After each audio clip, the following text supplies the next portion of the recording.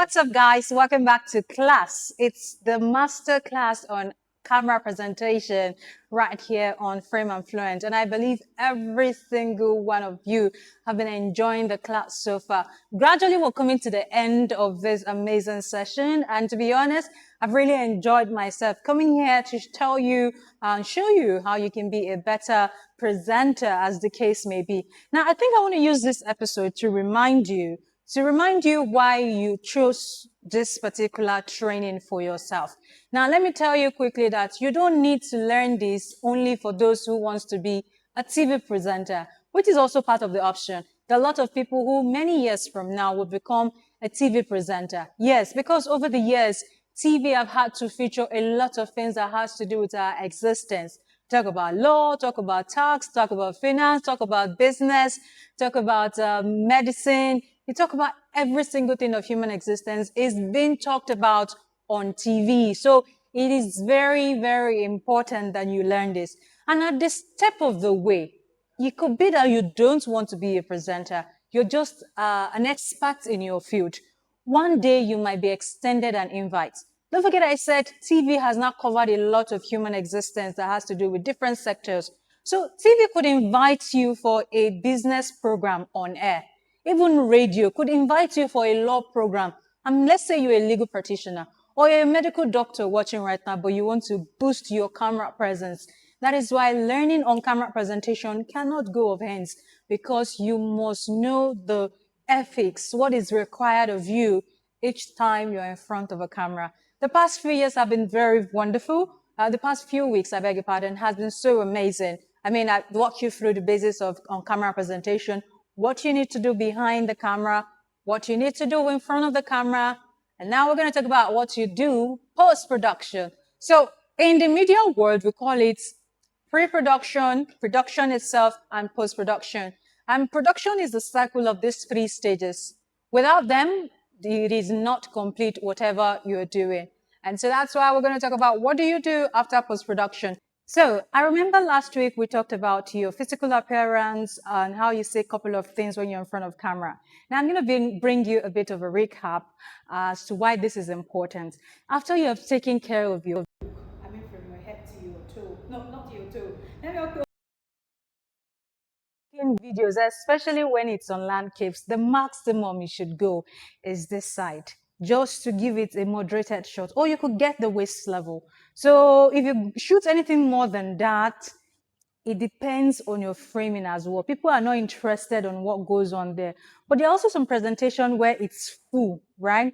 But just be sure that whatever position you are taking for your shot, whatever position you're taking for your shot, it should be that your environment, your background is supporting it. For instance, the background I'm using now supports only chest level like this or waist level. If I go beyond this, it's going to be two distractions and it will not be perfect like you're saying now. So you must be very mindful of your background frame. Now let me bring you back to physical look. Physical look is very important, and I stated that.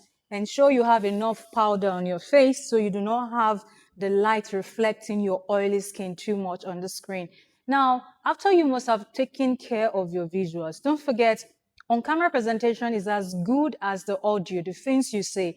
The moment people are not able to hear you clearly, no matter how fine you look, your message is lost and gone forever. So it has to be as good as your audio, which brings me to talking about eloquence.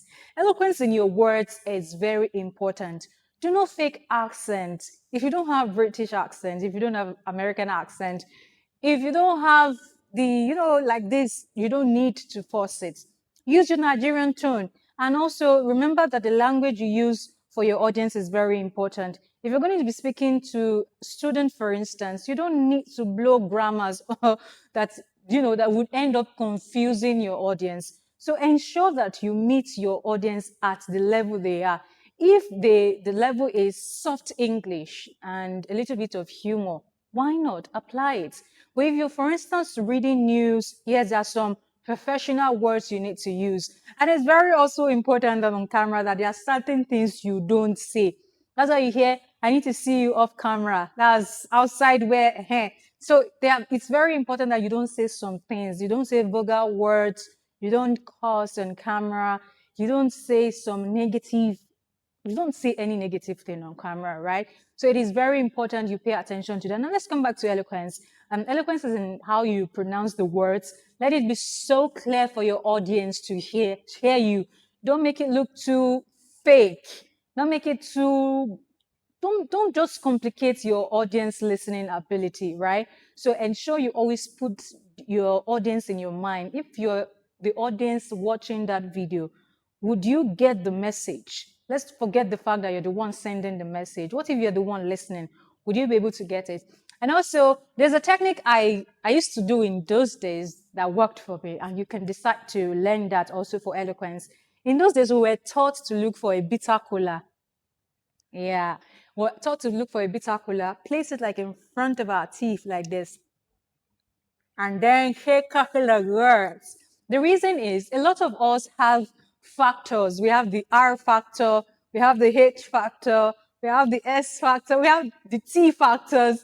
We have so many factors with the mother tongue language disturbing our fluency and eloquency in speaking a particular language, right? So, but when you try to use that technique, it helps the words escape from your mouth, which is very important. If the words are swallowed or they are mumbled, your listeners will not hear you. So when majority of your words are mumbled and swallowed, you, people will not just want to watch your video, because each time they look at your video, you have a very pretty face, you have a very handsome face, but the eloquency is not there. And you also have to, at every point, try not to rush.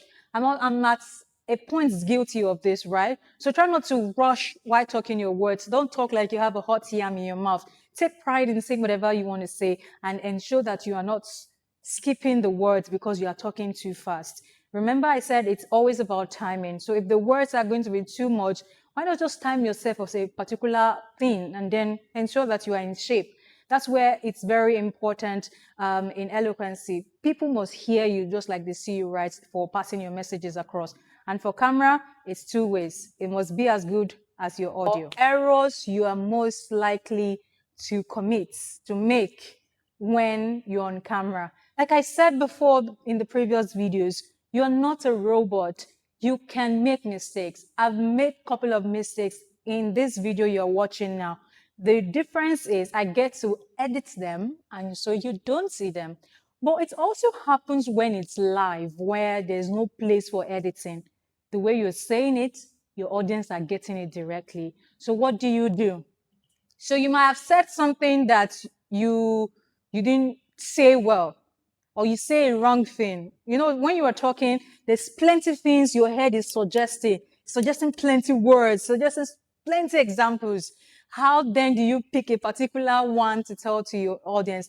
And say for any reason you pick the wrong word to say and you say it. It's okay. You could just say, I beg your pardon, or excuse me. You know, take it back again and say those things, and life continues, because your audience knows that you're human and anybody could make a mistake. Even the best newscasters and the best TV stations, they still make mistakes. So you must, at every point where you are aware that you made a mistake, just correct yourself and move on. If it's a recorded video, remember I told you in my previous class that you can always say take one. So each time you say take one, it means you are repeating the place where you made the mistake. You are taking it from there.